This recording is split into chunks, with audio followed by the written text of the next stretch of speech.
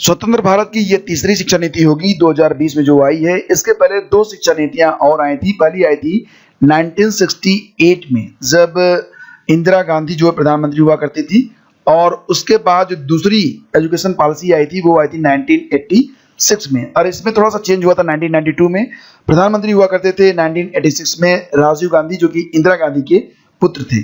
और राजीव गांधी के बाद अब जो तीसरी एजुकेशन पॉलिसी आई है वो 2020 में आई है, जब नरेंद्र मोदी जो है प्रधानमंत्री हैं।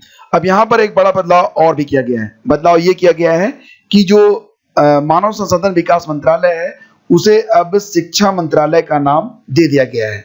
ठीक है। और इसी के साथ आपको ये भी बता दें कि अगर हम पिछले 5 साल का जो औसत है अगर उसको देखा जाए, सबसे पहले आप ये जान लीजिए कि 1968 की जो एजुकेशन पॉलिसी थी वो कोठारी समिति की संस्तुतियों पर आधारित थी।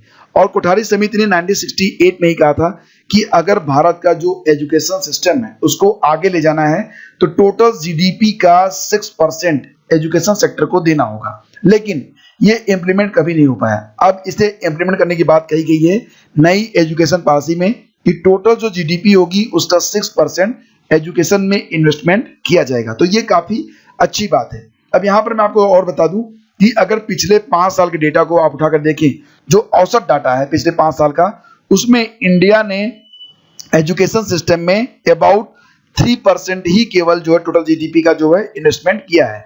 जबकि अगर हम अपने पड़ोसी भूटान के बारे में बात करें तो भूटान लगभग 7.5% तक इन्वेस्टमेंट करता है अपनी टोटल जीडीपी का शिक्षा में। और इसके अलावा जिम्बाब्वे हो गया या स्वीडन हो गया, ये लोग 7% पे हैं। दुनिया की सबसे अच्छी एजुकेशन पॉलिसी मानी जाती है फिनलैंड की, और फिनलैंड जो है वो अपनी टोटल जीडीपी का 7% जो है इन्वेस्टमेंट करता है शिक्षा में।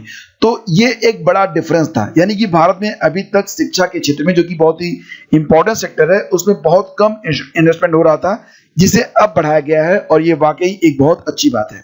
आप लोगों में से कई सारे लोगों ने एक सवाल किया था कि जो शिक्षक भर्ती होगी नई शिक्षा नीति के अंतर्गत, जो शिक्षकों की शिक्षा होगी, ट्रेनिंग होगी, वो किस प्रकार से होगी। तो बेसिकली कुल 650 पेजेज में से मैं जो इंपॉर्टेंट पॉइंट्स हैं शिक्षक भर्ती से संबंधित उसके बारे में चर्चा करूंगा इस वीडियो में। इसके पहले एक वीडियो मैं नई शिक्षा नीति पर अपलोड कर चुका हूं, लिंक मिल जाएगा आपको वीडियो के डिस्क्रिप्शन में, जिसमें मैंने आपको बताया था कि नई एजुकेशन पॉलिसी की जो हाईलाइट्स हैं वो क्या हैं, जिसे आपको पता होना चाहिए। एग्जाम्स के लिए भी ये पॉइंट्स इंपॉर्टेंट हैं।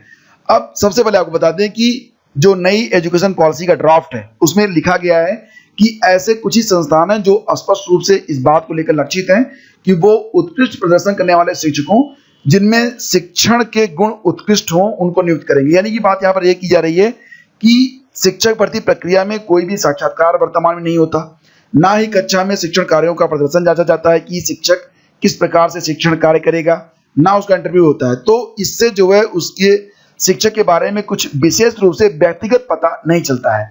बहुत सारे लोग टीटी क्वालिफाई करके आते हैं, लेकिन टीटी क्वालिफाई करना भी इस बात का प्रमाण नहीं होता है कि जो व्यक्ति टीटी क्वालिफाई करके आया है वो एक अच्छा शिक्षक साबित होगा। और दूसरी बात, आज के समय में शिक्षक शिक्षा यानी कि जो एजुकेशन ऑफ टीचर है वो गंभीर रूप से पिछड़ी है। हमारे देश में 17,000 शिक्षक शिक्षा संस्थान हैं, उनमें लगभग 92% प्राइवेट हैं। और ये जो प्राइवेट इंस्टीट्यूट हैं इसके बारे में कहा गया कि ये सिर्फ व्यवसायिक दुकानों की तरह हैं। यहाँ पर क्वालिटी को बिल्कुल भी मेंटेन नहीं किया जाता, न्यूनतम पाठ्यक्रम और कार्यक्रम की जरूरतों को भी पूरा नहीं किया जाता, सिर्फ डिग्रियों की खरीद फरोख्त होती है। और हवाला दिया गया है कि ये बात कही गई है जेएस वर्मा कमीशन 2012 की रिपोर्ट में। तीसरी बात कि शिक्षकों के पदस्थापन में बहुत सारी गंभीर मतलब उनके ट्रांसफर से संबंधित जो दिक्कतें आती हैं उसके बारे में बात कही गई है। ये भी कहा गया कि वर्तमान में पूरे देश में 10 लाख तक जो शिक्षकों के पद हैं वो रिक्त हैं। और यहाँ पर बहुत से स्कूलों की ये गंभीर समस्या है, उनके पास ऐसे शिक्षक ही नहीं है जिनकी पाठ्यक्रम के मुख्य विषयों में विशेषज्ञता हो। यानी कि हिंदी का टीचर है वो गणित पढ़ाता है, विज्ञान का शिक्षक है वो इतिहास पढ़ाता है। तो ये एक ऐसी समस्या है जिसमें संतुलन खोजना एक बहुत ही महत्वपूर्ण बिंदु हो सकता है। और सबसे बड़ी बात ये कि यहाँ पर जो शिक्षक होते हैं उनका ट्रांसफर जब हो जाता है तो जो बीच में ट्रांसफर होने पर क्या होता है कि जो मुख्य रूप से जुड़े रहते हैं स्टूडेंट्स, उनको नए शिक्षक और फिर एक समायोजन की समस्या उत्पन्न हो जाती है। इसलिए कोशिश ये की जाएगी कि अब आगे चलकर जो ट्रांसफर्स हैं वो कम से कम हो। हालांकि आपने देखा होगा कि कक्षा 5 तक की जो शिक्षा होगी उसमें बात कही गई है कि ये मदर टंग में दी जाएगी, और जो नई शिक्षा प्रणाली है उसको जो है अब 10+2 का जो पैटर्न था उसे समाप्त कर दिया गया है। अब जो नया पैटर्न है वो 5+3+3+3 पर आधारित होगा। ठीक है, तो 5+3 पर ये होगा 5+3+3+4, यानी कि शुरुआती जो 5 साल होंगे 0 से लेकर 2 तक, ये 5 साल, फिर 3, 4 और 5 ये हो गया सेकेंड 3, फिर 6, 7 और 8 क्लास ये हो गया सेकेंड 3, और उसके बाद 4 साल हाई स्कूल और इंटरमीडिएट के बारे में यहाँ पर बात कही जा रही है। ठीक है, तो ये नया पैटर्न अब फॉलो किया जाएगा। और इसी के साथ नियुक्ति और पदस्थापन के बारे में जो मुख्य बात कही गई वो ये कही गई कि अब से देश भर में जो बीएड होगा वो 4 साल का करवाया जाएगा। ऐसा इसलिए किया जाएगा ताकि जो लोग शिक्षण के क्षेत्र में आना चाहते हैं वो बहुत ही तरीके से अपना कार्यक्रम यानी कि जो प्रशिक्षण कार्यक्रम है उसको पूरा करें। और यहाँ पर कोशिश ये हो रही है कि बेहतर जो शिक्षक हैं वो उपलब्ध करवाए जाएं, खास तौर से ग्रामीण इलाकों में। और इसको प्रोत्साहित करने के लिए मेरिट पर आधारित छात्रवृत्ति यानी कि स्कॉलरशिप देने की बात कही जा रही है। ये कहा जा रहा है कि 4 साल का जो एकीकृत इंटीग्रेटेड बीएड होगा उसमें जो लोग मेरिट होल्डर होंगे उनको जो है स्कॉलरशिप के साथ साथ सुनिश्चित रोजगार भी दिया जाएगा, और ये रोजगार उनके आसपास ही उपलब्ध करवाया जाएगा। और इसको देखकर बाकी लोग भी मोटिवेट हो सकेंगे कि अमुक व्यक्ति टीचर बनना चाहता था तो उसे कितनी सुविधा मिली और कितनी सुविधा मिल रही है, तो थोड़ा सा परिश्रम करेंगे ताकि वो भी एक उत्कृष्ट टीचर बन सके। तो ये कोशिश इसमें की जा रही है। तबादले के बारे में मैं आपको बता चुका हूं कि तबादले की प्रक्रिया को नुकसानदेह बताया गया है, और ये कहा गया है कि अगर विशेष परिस्थितियां होती हैं, दाम्पत्य या फिर पारिवारिक मुद्दे या फिर कोई ऐसी परिस्थिति जिसमें ट्रांसफर जरूरी हो, उसी पर ट्रांसफर होगा, मतलब एक आम ट्रांसफर अब नहीं होगा। ये बात इसमें कही गई है। और यहाँ पर मैं आपको बीच में बता देता हूँ कि जो नई शिक्षण नीतियां हैं वो तत्काल प्रभाव से लागू नहीं है। इसके लिए 2030 और 2040 तक का समय दिया गया, यानी कि अगले 2 दशकों में इसे पूरी करने की बात कही गई है। क्रमशः कुछ चीजें अब से लागू होना स्टार्ट हो जाएंगी, और क्रमशः कुछ चीजें जैसे कि जो 4 साल का जो बीएड है उसके बारे में बात कही जा रही है कि 2030 तक 4 साल का बीएड का कार्यक्रम लागू किया जाएगा। हालांकि कुछ जगहों पर इसकी शुरुआत पहले भी हो सकती है, लेकिन जो पुराना पैटर्न है 2 साल के बीएड का वो भी साथ साथ चलता रहेगा। किस प्रकार से लेगा इसके बारे में मैं आगे आपको बता रहा हूँ। अब टीईटी के बारे में बात करते हैं। तो टीईटी जो है ये फर्स्ट लेवल स्क्रीनिंग होगी शिक्षक बनने के लिए। टीईटी को और भी सुदृढ़ बनाने की बात इसमें कही गई है, यानी कि परीक्षा सामग्री जो टीईटी की होगी उसका जो पाठ्यक्रम होगा, जो विषय वस्तु होगा, उसको थोड़ा और भी अध्यापन ओरिएंटेड बनाया जाएगा। मतलब कि कुछ और भी चेंजेस टीईटी की परीक्षा में देखने को आपको मिल सकते हैं। और इसके अलावा जो विषय शिक्षक होंगे उनकी नियुक्ति के लिए उनका जो संबंधित विषय में नेशनल टेस्टिंग एजेंसी एनटीए की परीक्षा होगी उसमें जो प्राप्तांक प्राप्त करेंगे तो उसको भी ध्यान में रखा जाएगा। और इसी के साथ एक बड़ा चेंज जो मैं आपको बताने वाला हूं वो ये है कि अब 1 to 8 यानी कि कक्षा 1 से लेकर 5 तक, 6 से लेकर 8 तक और उसके ऊपर की कक्षाओं में भी अब जो टीचर्स होंगे, हालांकि अभी निश्चित रूप से ये नहीं बताया गया इसमें कि किस लेवल तक, लेकिन निश्चित रूप से इसमें ये कहा जा सकता है कि प्राइमरी और जूनियर के लिए जो शिक्षक बनना चाहेंगे उसके लिए बात कही जा रही है। आगे भी ये चीजें देखिए, अभी क्या है टीजीटी और एलटी ग्रेड में इंटरव्यू को समाप्त कर दिया गया था, लेकिन हो सकता है कि आगे चलकर दोबारा से इंटरव्यू को इसमें लागू कर दिया जाए। पीजीटी में इंटरव्यू अभी भी लागू है, 1 to 8 में इंटरव्यू नहीं होता था, लेकिन यहाँ पर बात कही जा रही है कि शिक्षण के प्रति रुचि और प्रोत्साहन को मापने के लिए कक्षा में शिक्षण का प्रदर्शन यानी कि एक डिमॉन्स्ट्रेशन आपका लिया जाएगा, आपको पढ़वा कर देखा जाएगा, बिल्कुल उसी प्रकार से जिस प्रकार से आप बीएड या डीएलएड की कक्षा में आपने टीचिंग किया था तो आपसे टीचिंग करवाई जाएगी। और उसी के बाद साक्षात्कार को भी लागू करने के बारे में इसमें बात कही गई है न्यू एजुकेशन पॉलिसी के अंतर्गत। तो यानी कि अब एक डिमॉन्स्ट्रेशन होगा और इंटरव्यू भी करवाया जाएगा शिक्षकों को अंतिम रूप से चयनित करने के पूर्व। तो लंबे समय में अस्थायी शिक्षक बनने के लिए 4 वर्षीय एकीकृत बीएड डिग्री एक न्यूनतम आवश्यकता होगी। हालांकि स्थानीय ज्ञान और विशेषज्ञता को बढ़ावा देने के लिए स्कूल और स्कूल कॉम्प्लेक्सेस को यह अनुमति और उपयुक्त संसाधन प्रदान किए जाएंगे कि स्थानीय प्रख्यात व्यक्तियों या विशेषज्ञों को स्पेशलाइज्ड इंस्ट्रक्टर के रूप में नियुक्त किया जा सके। तो मतलब ये कि स्पेशल जो टॉपिक होंगे उस पर स्पेशल नॉलेज देने के लिए स्पेशलाइज्ड इंस्ट्रक्टर को जो है नियुक्त करने की बात कही जा रही है। ये इंस्ट्रक्टर अलग अलग विषयों के होंगे, जैसे पारंपरिक स्थानीय कला, व्यावसायिक शिल्प, उद्यमशीलता, कृषि या कोई अन्य विषय जिसमें स्थानीय विशेषज्ञता उनको हासिल होगी और विद्यार्थियों के लिए उपयोगी होगी। स्थानीय ज्ञान को संरक्षित और उसको देने के बारे में यहाँ पर बात कही जा रही है। ठीक है, चलिए आगे बढ़ते हैं। आने वाले 2 दशकों में शिक्षकों और विषयों की जरूरतों को आकलन करने के लिए देश भर में प्रत्येक राज्य में एक व्यापक और विस्तृत योजना लागू की जाएगी। यहाँ पर टाइम देखिए 2 दशक टाइम बताया गया है। ठीक है, और कोशिश ये होगी कि सारी रिक्तियों को उत्कृष्ट शिक्षकों से भरा जाएगा, जिसमें बेहतरीन स्थानीय शिक्षक भी शामिल होंगे।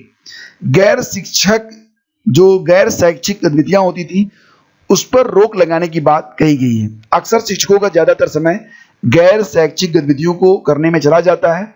इसको समय को बचाने के लिए शिक्षकों को वो सरकारी कार्य जो शिक्षण से सीधे संबंधित नहीं है उनको करने की अनुमति नहीं होगी। यानी कि जैसे चुनाव संबंधित कार्य, मिड डे मील को पकाना, अन्य जटिल प्रशासनिक कार्य वो नहीं करेंगे। इसके लिए अलग से स्टाफ रखा जाएगा। बीएड के जो विभिन्न प्रारूप हैं उसके बारे में जान लीजिए। यहाँ पर बात कही जा रही है कि 4 वर्षीय एकीकृत बीएड डिग्री कार्यक्रम उपलब्ध कराने वाले बहु अनुशासनिक संस्थान होंगे।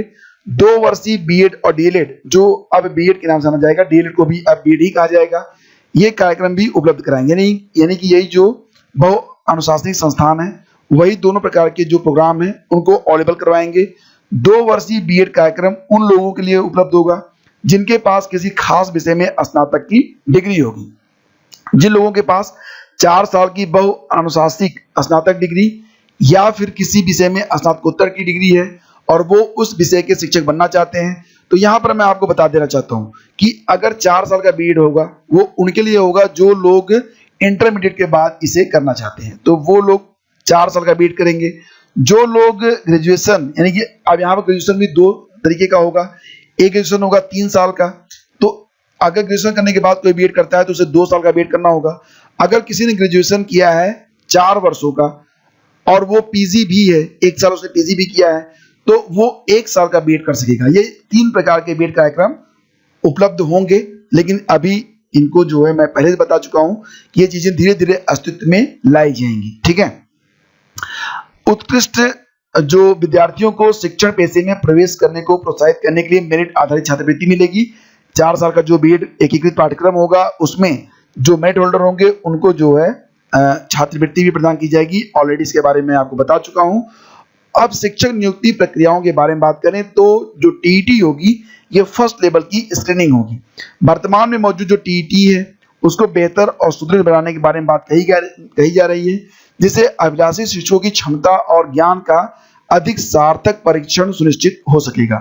स्कूल शिक्षा के सभी स्तरों जैसे कि बुनियादी शिक्षा 1 to 5, प्राथमिक, ठीक है, उच्च प्राथमिक और माध्यमिक को शामिल करते हुए टीईटी को विस्तृत किया जाएगा।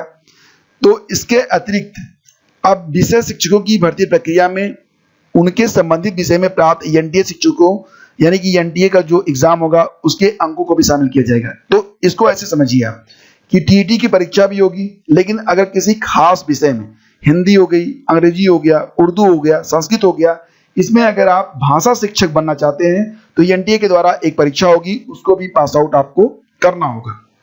ठीक है, प्राइवेट स्कूलों के शिक्षकों के लिए टीईटीज और एनटीए की परीक्षा को पास करना जल्द से जल्द अनिवार्य किया जाएगा, यानी कि प्राइवेट स्कूलों में भी टीईटी को अनिवार्य कर दिया जाएगा। और इसके अलावा मैं आपको बता चुका हूं कि जो शिक्षकों की भर्ती होगी उसमें अब कक्षा प्रदर्शन और इंटरव्यू की बात कही जा रही है। लिखित परीक्षाओं से शिक्षक की स्थानीय भाषा पर पकड़, शिक्षण के प्रति जोश और उत्साह को नहीं आंका जा सकता, जो कि एक उत्कृष्ट शिक्षक के गुणों में शामिल है। इसके लिए इच्छुक शिक्षकों के लिए दूसरे चरण की स्क्रीनिंग, जिसको चयन प्रक्रिया के अंतर्गत रखा जाएगा, इसमें साक्षात्कार होगा और 5-7 मिनट तक कक्षा में पढ़ाने का प्रदर्शन शामिल किया जाएगा। तो ये चीजें होंगी। और दूसरे चरण की जो स्क्रीनिंग होगी यानी चयन प्रक्रिया को स्थानीय बीआरसी में करा जाएगा। अगर ये संभव नहीं है तो टेलीफोन के माध्यम से साक्षात्कार होगा, इंटरव्यू होगा और शिक्षण प्रदर्शन का वीडियो इलेक्ट्रॉनिक माध्यम से भेजा जा सकता है। यानी कि ये चीजें होंगी, चाहे तो कक्षा में करवाई जाएंगी या फिर ऑनलाइन होंगी, लेकिन दोनों चीजें शामिल होंगी, कक्षा प्रदर्शन और इंटरव्यू। यानी कि कक्षा में आप कैसे पढ़ाते हैं ये भी वीडियो बना के आपको देना होगा या वहां पर दिखाना होगा, और आपका जो इंटरव्यू होगा वो हो सकता है कि फोन पर हो या फिर आमने सामने हो। पैरा टीचर्स की प्रैक्टिस को खत्म करना। 2022 तक देश भर में पैरा टीचर्स, जिसको शिक्षा कर्मी, शिक्षा मित्र आदि व्यवस्था को बंद कर दिया जाएगा। इसका मतलब ये नहीं है कि वर्तमान में जो लोग अपॉइंटमेंट जिनको मिल चुका है, जो लोग काम कर रहे हैं, उनको बाहर नहीं किया जाएगा, लेकिन इस प्रकार की नई व्यवस्था अब लागू नहीं होगी। यानी कि इस प्रकार के शिक्षा कर्मियों को अब लागू नहीं किया जाएगा, उनकी भर्ती अब नहीं की जाएगी। तो जो लोग हैं बने हुए वो लोग बने रहेंगे, नए लोगों को इस आधार पर नहीं लाया जाएगा। अब कोशिश की जाएगी कि अगर शिक्षकों की कमी है तो डायरेक्ट शिक्षकों की ही भर्ती की जाएगी। और इसके अलावा जो गैर शैक्षणिक कार्य, जिसके बारे में मैं बता चुका हूं कि मिड डे मील, टीकाकरण, खरीदारी स्कूल के लिए, इसके लिए अलग से स्टाफ होगा, शिक्षकों को यह कार्य नहीं करना होगा। और इसके अलावा जिसके बारे में मैंने शुरू में आपको बताया था कि शिक्षकों की नियुक्ति के लिए एक टेन्योर ट्रैक सिस्टम की बात कही गई है न्यू एजुकेशन पॉलिसी में। तो सभी स्तर पर शिक्षकों को नियुक्त करने के एक टेन्योर ट्रैक सिस्टम को स्थापित किया जाएगा। इस टेन्योर ट्रैक सिस्टम में शिक्षकों को 3 वर्ष के प्रोबेशन या कार्यकाल पर रखा जाएगा और इसके बाद उनके कार्य प्रदर्शन के आधार पर उनका अस्थायीकरण किया जाएगा। अस्थायीकरण कार्यकाल का निर्णय कई कारकों पर निर्भर करेगा, जिसमें सहकर्मियों द्वारा समीक्षा, कार्य समर्पण और कक्षा कक्ष मूल्यांकन भी शामिल है। इसके समीक्षा का ढांचा यह सीआईटी द्वारा बनाया जाएगा। यह सिर्फ कथांत वृत्तांत पर आधारित नहीं होना चाहिए, बल्कि इसमें दीर्घकालिक कार्यों का तथ्यों सहित मूल्यांकन और आकलन शामिल होना चाहिए। इस मूल्यांकन के बहुस्रोत होने चाहिए, सहकर्मियों द्वारा समीक्षा, निरीक्षक और अभिभावक द्वारा समीक्षा और काम का वास्तविक प्रमाण इसमें शामिल होना चाहिए। यह व्यवस्था पेशेवर रूप से न्यायपूर्ण और निष्पक्ष करने की बात यहाँ पर कही जा रही है। और स्कूल शिक्षा के सभी स्तरों के लिए उच्च गुणवत्ता के शिक्षकों की आवश्यकता होगी और इस प्रकार किसी एक स्तर को दूसरे स्तर से ज्यादा महत्वपूर्ण नहीं समझा जाएगा। और यही वजह है कि 10 वर्षों में 2030 तक सभी शिक्षकों के लिए 4 वर्षीय जो बीएड कार्यक्रम होगा वो अनिवार्य हो जाएगा। जो भ्रष्ट शैक्षिक संस्थान हैं उन्हें बंद करने की बात यहाँ पर की जा रही है 2030 तक। तो दोस्तों ये थी कंप्लीट एनालिसिस, और मैं आपको बता चुका हूँ कि ये जो सारी बातें जो मैं आपको बता रहा हूँ ये न्यू एजुकेशन पॉलिसी के ड्राफ्ट में लिखी गई हैं। कुछ चीजें अभी इसमें संशोधित हो भी सकती हैं, हालांकि जो ड्राफ्ट है उसको मंजूरी मिल गई है, लेकिन कुछ नियम, कुछ कायदे कानून अभी शिक्षा मंत्रालय और संसद में बनाए जाएंगे। फिलहाल ये थी एक कंप्लीट एनालिसिस और उम्मीद करता हूँ कि आपको ये वीडियो पसंद आया होगा। इसे लाइक और शेयर कर दीजिएगा। बहुत बहुत धन्यवाद।